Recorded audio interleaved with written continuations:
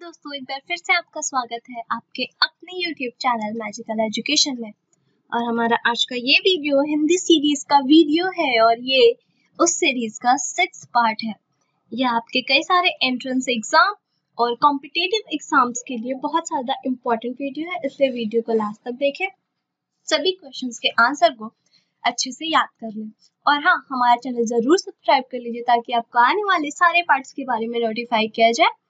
और हमें ऐसे ही हेल्प करिए, सपोर्ट करते रहिए और हमारे वीडियोस को लाइक करिए, कमेंट करिए और ज़्यादा से ज़्यादा शेयर करिए ताकि अधिक से अधिक लोग हमसे जुड़ सके। तो चलिए फ्रेंड्स, शुरू करते हैं आज के अपने फर्स्ट क्वेश्चन से। और हमारा फर्स्ट क्वेश्चन क्या है?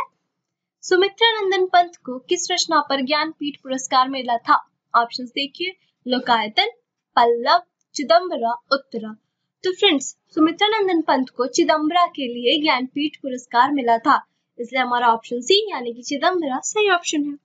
अगला प्रश्न देखते हैं, हिंदी साहित्य के इतिहास के पहले लेखक कौन थे? ऑप्शंस ग्रियर्सन, गार्सदत्तासी, शिव सिंह सेंगर, आचार्य रामचंद्र शुक्ल। तो फ्रेंड्स, हिंदी साहित्य के सबसे पहले लेखक गार्सदत्तासी थे, इसलिए हमारा ऑप्शन बी यानी कि गार्सदत्तासी सही ऑप्शन है।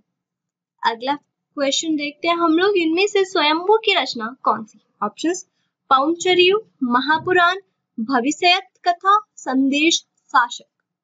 तो फ्रेंड्स, स्वयंभू की रचना इसमें पौंचर्यु है, इसलिए हमारा ऑप्शन ए यानी कि पौंचर्यु सही ऑप्शन है। अगला प्रश्न देखिए, इनमें से आलखंड किस रचना को कहा जाता है? ऑप्शन विसलदेव रासो, पृथ्वीराज रासो, परमार रासो, कुमान रासो।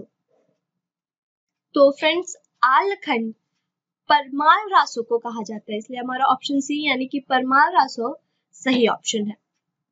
अगला प्रश्न क्या है? आचार्य रामचंद्र शुक्ल ने हिंदी साहित्य के प्रथम कालखंड को क्या नाम दिया है? ऑप्शंस वीरगाथा काल, सिद्ध सामंत युग, चारण काल, आदि काल।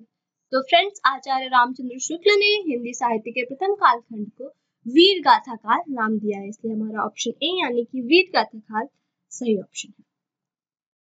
हमारा नेक्स्ट क्वेश्चन ये है कि मृगावती के रचयिता इनमें से कौन है? ऑप्शंस मुल्ला दाऊद, जायसी, कुतुबन, मंजन।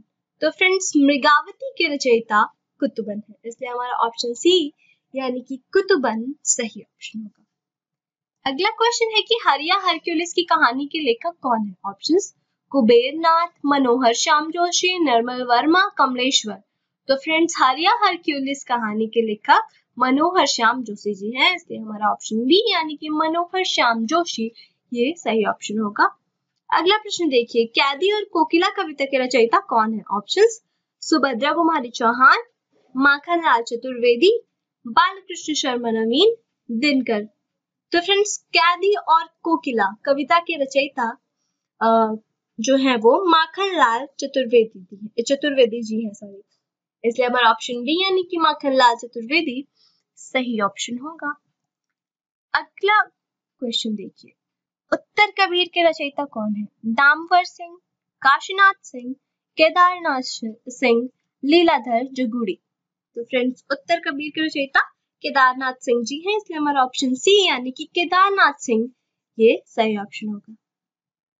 अगला प्रश्न, दूसरी परंपरा की खोज नामक कृति के लेखक कौन है? ऑप्शन रामविलास शर्मा, गजानन मानव मुक्तिबोध, नामवर सिंह, हजारी प्रसाद द्विवेदी।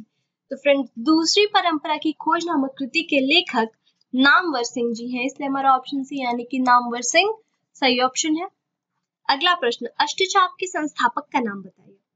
वल्लभाचार्य, गोकुलनाथ, विठलनाथ, सूरदास। तो फ्रेंड्स, अष्टचाप के संस्थापक विठलनाथ जी थे, इसलिए हमारा ऑप्शन सी यानी कि विठलनाथ ये जो है वो सही ऑप्शन होगा।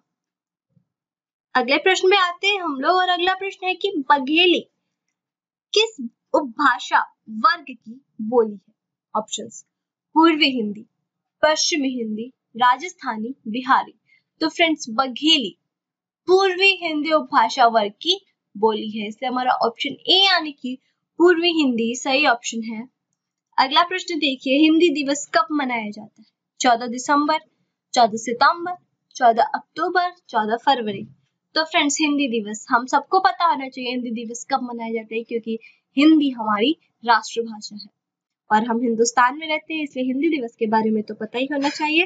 तो फ्रेंड्स देखिए, हिंदी दिवस 14 सितंबर को मनाया जाता है, इसलिए हमारा ऑप्शन बी यानी कि 14 सितंबर ये सही ऑप्शन होगा। अगला क्वेश्चन देखिए, कौन सी कृति रामविलास शर्मा की नहीं है? ऑप्शंस: निराला की साहित्य साधना, कार्ल मार्क्स भाषा और समाज, महावीर प्रसाद द्विवेदी और हिंदी नवजागरण, कार्ल मार्क्स कला और साहित्य चिंतन। तो फ्रेंड्स, रामविलास शर्मा की कृति कार्ल मार्क्स कला और साहित्य चिंतन नहीं है, इसलिए हमारा ऑप्शन डी सही ऑप्शन होगा। अगला प्रश्न, पहला गिरमिटिया उपन्यास के लेखक कौन है? ऑप्शंस: कमलेश्वर, भीष्म साहनी, गिरिराज किशोर, शिव प्रसाद सिंह। तो फ्रेंड्स, पहला गिरमिटिया उपन्यास के लेखक गिरिराज किशोर जी हैं, इसलिए हमारा ऑप्शन सी यानी कि गिरिराज किशोर ये सही ऑप्शन होगा। अगला प्रश्न, मुझे चांद चाहिए की नायिका का क्या नाम है? ऑप्शंस: वर्षा वशिष्ठ, मोहिनी शर्मा, निर्मला वशिष्ठ, कुसुम जोशी।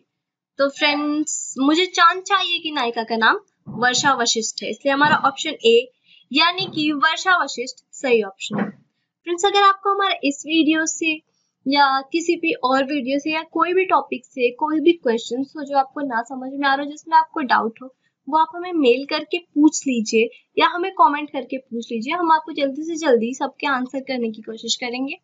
चलिए अगला क्वेश्चन देखते हैं हम लोग। अगला क्वेश्चन क्या है? कस्तूरी कुंडल बसे किस लेखिका की आत्मकथा है? ऑप्शंस देखिए: मृदुला गर्ग, मैत्रेयी पुष्पा, उषा प्रियवंदा, शीला झुनझुनवाल। तो फ्रेंड्स, कस्तूरी कुंडल बसे मैत्रेयी पुष्पा जी की आत्मकथा है, इसलिए हमारा ऑप्शन बी यानी कि मैत्रेयी पुष्पा सही ऑप्शन होगा। अगला प्रश्न है, बिनु पख चले सुने बिनु काना में कौन सा अलंकार है? फ्रेंड्स, ऑप्शंस देख लीजिए: प्रतीप, विशेषोक्ति, विभावना, भ्रांतिमान। तो फ्रेंड्स, बिनु पख चले सुने बिनु काना में विभावना अलंकार है, ठीक है, इसलिए हमारा ऑप्शन सी यानी कि विभावना सही ऑप्शन होगा। अगर आपको अलंकार के बारे में और अच्छे से जानना है, अगर आपको अलंकार पढ़ना है, तो आप हमारे प्लेलिस्ट में जाइए, वहां पे आपको अलंकार के वीडियोस दिखेंगे, आप वहां से अलंकार के बारे में पढ़ सकते हैं। चलिए आगे बढ़ते हैं। इनमें से असंगति अलंकार किस पंक्ति में है? ऑप्शन: हृदय घाव मेरे पीर रघुबीर, चांद कलंकी वह निकलंकु, सजना है मुझे सजना के लिए, पीपर पात सरिस मंडोला। तो फ्रेंड्स, ऑप्शन ए यानी कि हृदय घाव मेरे पीर रघुबीर में असंगति अलंकार है, इसलिए हमारा ऑप्शन ए हृदय घाव मेरे पीर रघुबीर सही ऑप्शन होगा। अगला प्रश्न देखिए, किस मात्रिक समछंद के प्रत्येक चरण में 24 मात्राएं होती हैं, 11 और 13 पर यति होती है तथा प्रत्येक चरण के अंत में 2 लघु या 2 गुरु वर्ण होते हैं? ऑप्शंस देखिए: दोहा, सोरठा, रोला, बरवे। तो फ्रेंड्स, रोला में प्रत्येक चरण में 24 मात्राएं होती हैं और 11 और 13 पर यति होती है, ठीक है, तो आप रोला याद कर लीजिए, ऑप्शन सी यानी कि रोला सही ऑप्शन होगा। तो फ्रेंड्स, अगर आपको हमारा ये वीडियो पसंद आए तो हमारे वीडियो को लाइक करिए और हाँ, चैनल जरूर सब्सक्राइब कर लीजिए, क्योंकि हम ऐसे ही बहुत सारे वीडियोस आपके लिए और भी लाते रहेंगे। और हमारे वीडियो को ज्यादा से ज्यादा शेयर करिए, जिससे ये ज्यादा से ज्यादा लोग तक पहुंच जाए और उन लोगों को भी इससे कुछ हेल्प मिल जाए। और thanks for watching, see you, have fun and keep watching.